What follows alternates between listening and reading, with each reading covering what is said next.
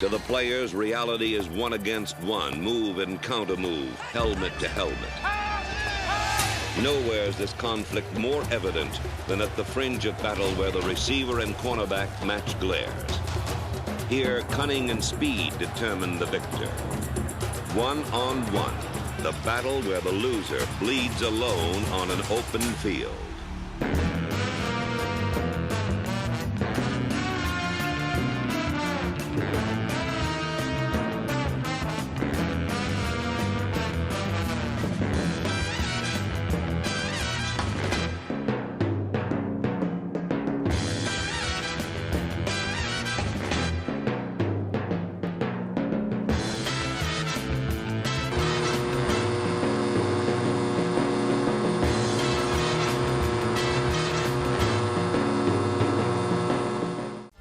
Start with the NFC at least, and you look at the Giants' record at the bottom.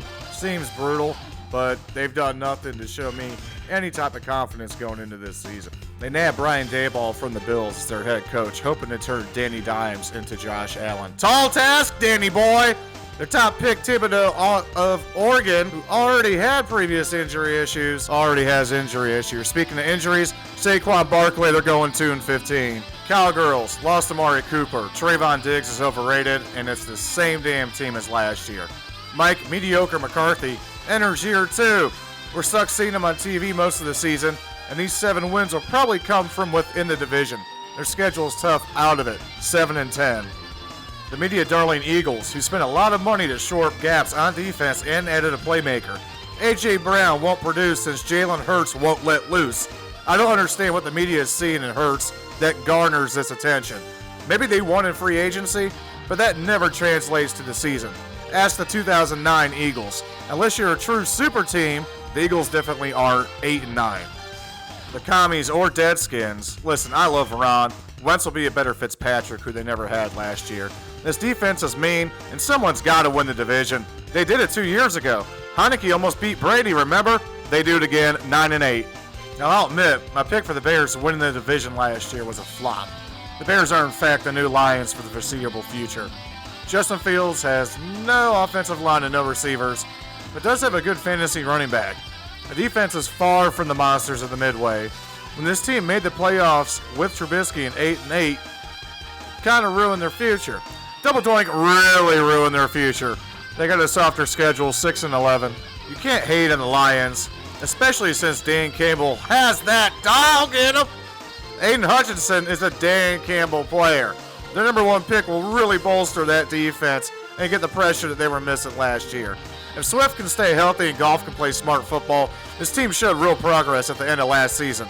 They will also benefit from a softer schedule, 8-9. Oh, the Green Bay Packers. Once again, another early disappointing exit in the playoffs. The Packers really have replaced the Steelers as the most annoying fan base in the NFL. Well, that has nothing to do with the upcoming season. What it does is mortgaging talent to ensure your diva quarterback gets his money. Rodgers was never going anywhere, much like Kevin Durant or any other diva that wants to leave. You can enjoy my reign on him in my top 2022 quarterbacks video. As for the Packers, Rodgers is already bitching at his receivers for sucking during camp. Do the Packers have a quietly good defense? Maybe. This team wins 10 games with Rodgers anyways, but the division gets a little tougher this year. They also play the AFC East and the top teams in the NFC from last year, 10-7. It's time to unleash the full power of Kirk Cousins. The Vikings have had the talent for many seasons, but were held back by Coach Mike Zimmer. Zimmer is out. Enter Kevin O'Connell. And all he really has to do is let the team play. The offense is explosive, loaded at all talent positions. The defense is a mixed bag, and I recently discovered Patrick Peterson is still in the league. He plays for the Vikings. They'll win that first game against Green Bay, and O'Connell will open the floodgates for the true potential of this offense. They win the division at 11-6. On to the NFC West. Starting at the bottom is the decline of Seattle's beloved Sea Chickens. Pete Carroll is still around for some reason. He literally said he has 2 number 1 quarterbacks with Geno Smith and Drew Lock. Wilson was obviously traded to Denver, unless you've been under a rock if you didn't know that. The top 2 receivers remain, but they were there last year and will be taking a big step back simply due to the quarterback situation. The running game feels like it'll be by committee, but the guy they drafted from Michigan State could be the full-time starter by the end of the year. The defense is weak, and this is clearly a rebuilding season, 5-12. The Cardinals really got ousted in the playoffs last year by the Rams. Kyler Murray kind of revealed what type of person he was soon after that. They have big-time veterans at key positions, but Cliff Kingsbury may end up being the Achilles heel of this team. They lost Chandler Jones, and outside of that big first game last season, he didn't really produce that much after the fact. J.J. Watt is also due to get hurt by the second quarter of Week 1. Murray can work miracles, and he always seems to get early MVP talks the past few seasons, but the team dies off towards the end of each year.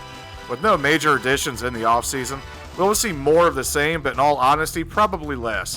One could argue Kingsbury is on the hot seat if they regress this year, which they will, 8-9. The Niners are all in on Trey Lance, and I personally feel this will bite them in the ass. Dude has major talent. This team was one dropped interception from going to the Super Bowl last year. Hopefully the Niners will avoid the injury bug this season, as they can't seem to put together back-to-back good seasons under Shanahan. He's worked wonders with this team, but Jimmy G has been the staple. He's the modern-day Alex Smith, except with some deep playoff runs. They were able to get the Deebo Samuel situation handled, but their other weapons are skeptical. The defense will remain sharp, but I expect some growing pains with Lance and an overall regression this year, 9-8. The Rams finally got over the hump with the super team that personally I think could have still won it without the one-hit wonders. Odell is gone. I don't even think he's going to be able to play anywhere next season. Von Miller ended up being situational, but he bolted to Buffalo for another run anyways. The key element here is Stafford. Could quickly become the new GOAT if this team hits dynasty status. With not much in the way in the NFC, and no, I don't want to hear frauders, the door is wide open for the taking once again for the Rams. Cooper Kupp is the real deal, and it's the perfect complement for Stafford. This team wins the big games that matters, and that is a major component of what Sean McVay offers. They easily take the West 12-5. The NFC South seems pretty straightforward with the basement and at the top. The Falcons are a bad team. Seriously, anyone that went all in for Watson should be counting their blessings that it didn't work out. At least the Panthers ended up with Baker. The Falcons ended up with Marcus Mariota, and then drafted Desmond Ridder out of Cincinnati. The receiver they drafted is already out, so the offense lies solely on Kyle Pitts. Cover him double, get pressure up front, this team does nothing. The defense remains laughable. They're clearly tanking. At least I think the Giants can hang in some games. The dome also opens like a sphincter, and that's why all the games are indoors, 2-15. The Saints are so hard to judge. I can't say this much, but people still think this team can make the playoffs, much less make a Super Bowl. They're completely lost, and I deserve their job. Sean Payton is finally gone, thank God, and in comes the Dollar General version of Sean Payton with Dennis Allen.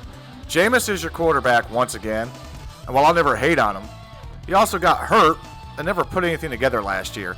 This defense is still strong, especially when getting pressure. Kamara will help whoever quarterbacks his team, but they did lose their starting left tackle. Michael Thomas is already hurt. Point is, this team will win some games they have absolutely no business winning this year, and they'll lose absolutely winnable games. See Week 1 against Atlanta. This team has no direction right now. Dennis Allen isn't the answer.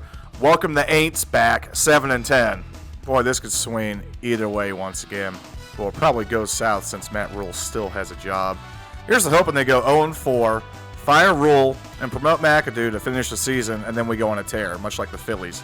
I'm pulling the bias card here, but the talent still remains on this team at all the skill positions. This team always manages to start strong and then hits an injury bug. And it's normally more than just McCaffrey.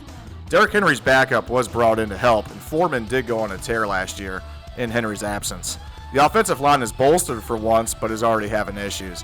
The key component is Baker Mayfield. There was never a quarterback competition in the preseason.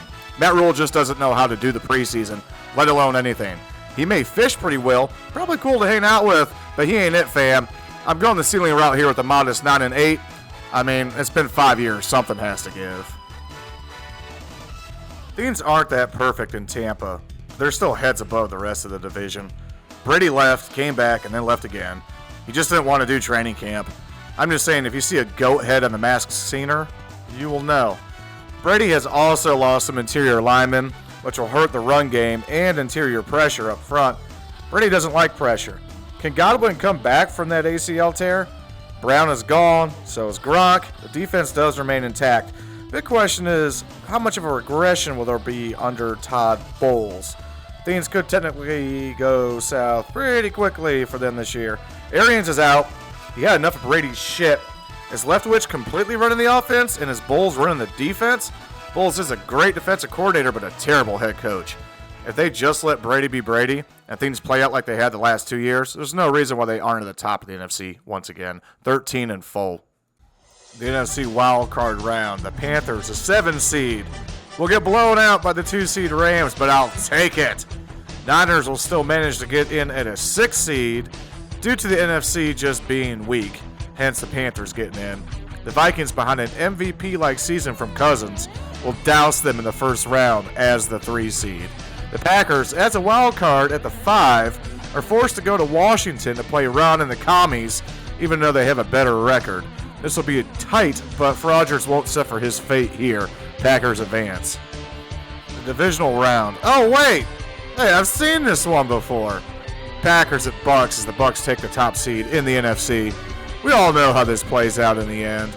The media will be up for Rodgers' ass for beating the Commies the week before. Outtrots Brady and the Bucks to once again send Rodgers home as he immediately threatens to be traded to Houston after he loses. The Vikings and Rams will be an extremely fun and high-scoring game.